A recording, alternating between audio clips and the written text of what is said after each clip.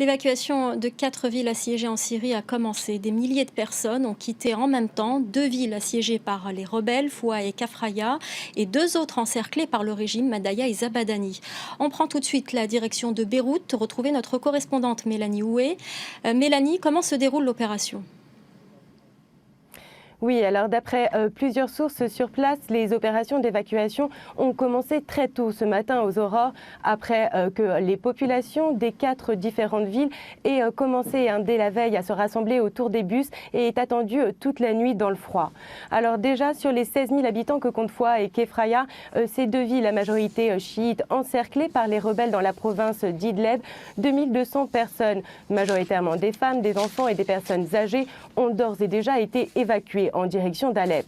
Et simultanément, comme le prévoit l'accord conclu en mars, 65 bus affrétés par Damas ont conduit cette fois en direction de la province d'Idleb quelques 2500 civils et combattants de Madaya et Zabadani, ces 2 villes encerclées par le régime dans la province de Damas, tout près d'ailleurs de la frontière libanaise.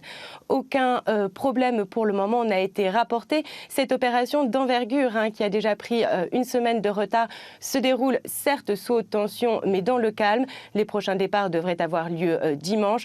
En tout, 30 000 personnes sont appelées à être évacuées. Il s'agit du transfert de population le plus important depuis le début du conflit en Syrie en 2011. Mais ce n'est pas, Mélanie, la première fois que de telles opérations se déroulent en Syrie. Non, ce n'est pas la première fois. Il y a effectivement eu des précédents, notamment à Homs à partir de mai 2014, à Alep en décembre et plus récemment, au mois de janvier, dans la banlieue d'Hamassen, à Wadi Barada.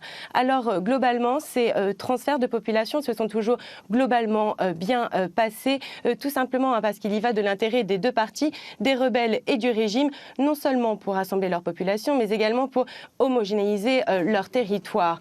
Alors la seule différence dans l'initiative d'aujourd'hui, c'est que pour la première fois, ce transfert de population ne se fait pas sous l'égide de l'ONU, mais sous la supervision du Croissant Rouge syrien.